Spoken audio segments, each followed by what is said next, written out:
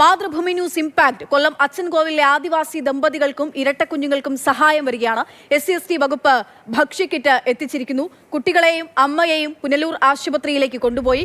ഭാരക്കുറവുമായി ജനിച്ച കുഞ്ഞുങ്ങളെ പോറ്റാൻ മാർഗമില്ലാത്ത ദമ്പതികളുടെ വാർത്ത മാതൃഭൂമി ന്യൂസാണ് പുറത്തുവിട്ടത്. ചേർത്ത് നിർത്തിയതിന് നന്ദിയെന്ന് കുഞ്ഞുങ്ങളുടെ അമ്മ പ്രതികരിച്ചു. പഞ്ചായത്തിൽ നിന്ന് ആൾക്കാർ വന്നായിരുന്നു. പ്രൊമോട്ടർ ഇന്നാണ് അവിടെ കയറി വന്നത്. പിന്നെ പഞ്ചായത്ത് മെമ്പർമാരെല്ലാം സഹകരിച്ച് നിൽക്കുന്നുണ്ട്.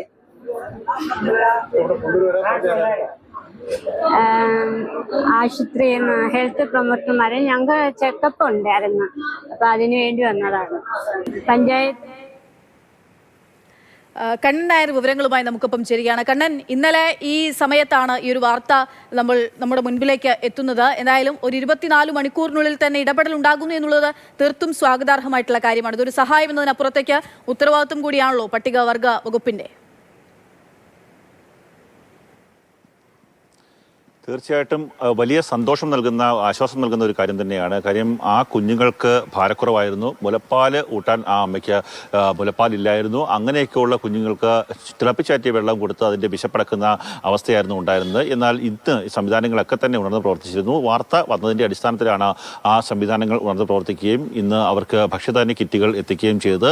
എന്നാൽ പൂർണ്ണമായിട്ടില്ല. അവർക്ക് ഈ കുഞ്ഞുങ്ങൾക്ക് വേണ്ട ഈ പോഷകാഹാരങ്ങളടക്കമുള്ള അല്ലെങ്കിൽ പാൽപ്പൊടി അടക്കമുള്ള കാര്യങ്ങൾ നൽകേണ്ടതുണ്ട്. അവയടക്കം എത്തിച്ചു നൽകുക എന്നുള്ളതാണ് ഏറ്റവും പ്രധാനപ്പെട്ട കാര്യം.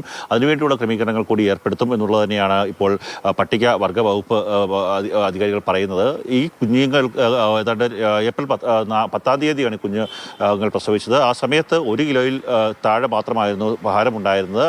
ആ ഭാരത്തിൽ ജനിച്ച കുഞ്ഞുങ്ങൾക്കുണ്ടാകുന്ന ആരോഗ്യ പ്രശ്നങ്ങളെല്ലാം തന്നെ ഈ കുട്ടികൾക്കുണ്ട്. അതുകൊണ്ട് തന്നെയാണ് 3 ആഴ്ചക്കാലം SUTയിലെ ആ തീവ്രപരിചരണ വിഭാഗത്തിൽ കുഞ്ഞുങ്ങളെ പാർപ്പിച്ചത്. അതിനുശേഷമാണ് ഇപ്പോൾ കൂടുതൽ പരിശോധനകൾക്കായി പുനലൂർ താലൂക്ക് ആശുപത്രിയിലേക്ക് എത്തിച്ചത്. ആ സമയത്ത് അവിടെ ശിശുരോഗ വിദഗ്ധർ ആ കുഞ്ഞുങ്ങളെ പരിശോധിച്ചു.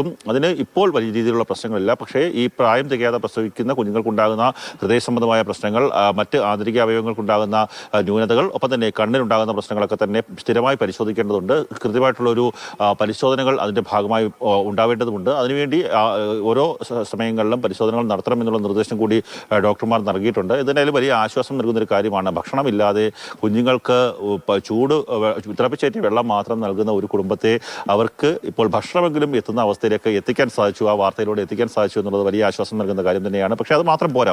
ഇതിന് സമാനമായ രീതിയിൽ ഒട്ടേറെ പട്ടികവർഗ വിഭാഗത്തിൽപ്പെട്ട ആൾക്കാർ, ആദിവാസികളായിട്ടുള്ള ആൾക്കാർ ഈ പ്രദേശങ്ങളിൽ തന്നെ, ഞാനിപ്പോൾ അച്ചൻകോവിലാണുള്ളത്. അച്ചൻകോവിൽ വെള്ളം നൽകുന്നു എന്നുള്ള ആ വാർത്ത നമ്മളെ സംബന്ധിച്ചിടത്തോളം അത് വലിയ ആശങ്ക ഉണ്ടാക്കുന്നതും സങ്കടപ്പെടുത്തുമായിരുന്നു. അവിടെ ഇടപെടൽ ഉണ്ടാകുന്നുണ്ട്. പക്ഷേ SC/ST പ്രൊമോട്ടറുടെ ഒരു അലംഭാവം, അനാസ്ഥ ഇതിൽ ഉടനീളം ഇന്നലെ തന്നെ ഈ വാർത്ത റിപ്പോർട്ട് ചെയ്തപ്പോൾ തന്നെ കണ്ണനത് പറയുകയും ചെയ്തിരുന്നു. അപ്പോൾ എങ്ങനെയാണ് ഈ പ്രൊമോട്ടർമാർ ഇടപെടേണ്ടത് എന്നതിനെ പറ്റിയും അവരുടെ ഇടപെടൽ ഇല്ലായ്മയെ പറ്റിയും വകുപ്പ് തലത്തിൽ ഇടപെടൽ ഉണ്ടാകുമോ?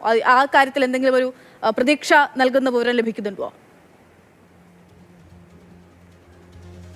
SC/ST പ്രൊമോട്ടർ, അതുപോലെ തന്നെ ആശാ വർക്കർ അടക്കമുള്ള ആൾക്കാരുടെ എല്ലാം പ്രവർത്തനങ്ങൾ എങ്ങനെയായിരുന്നു സംബന്ധിച്ച് കൃത്യമായ പരിശോധനകൾ ആരംഭിച്ചിട്ടുണ്ട്. അതിൽ ആരോഗ്യവകുപ്പും അതുപോലെ തന്നെ പട്ടികവർഗ വിഭാഗവും സാമൂഹ്യനീതി വകുപ്പും ഒക്കെ തന്നെ കൃത്യമായിട്ടുള്ള പരിശോധനകൾ ആരംഭിച്ചിട്ടുണ്ട്. RDO അടക്കമുള്ള ആൾക്കാർ ഇവിടേക്ക് എത്തി പരിശോധനകൾ നടത്തുമെന്നാണ് നമുക്ക് മനസ്സിലാക്കുവാൻ സാധിക്കുന്നത്. ഇതിൽ എടുത്തു പറയേണ്ട മറ്റൊരു പ്രധാനപ്പെട്ട കാര്യം, ഈ കുടുംബത്തിന് വീട് പോലും ഇല്ലാത്ത കുടുംബമാണ്. അവർക്ക് ബന്ധുവിൻ്റെ വീട്ടിലാണ് ഇപ്പോൾ അവർ താമസിക്കുന്നത്. പക്ഷേ ആ കുടുംബത്തിനും ഉള്ളത് വെള്ള നിറത്തിലുള്ള കാർഡാണ്. അതായത് മുൻഗണനാ ഇനത്തിൽപ്പെട്ട റേഷൻ കാർഡാണ് അവർക്ക് നൽകിയിട്ടുള്ളത്.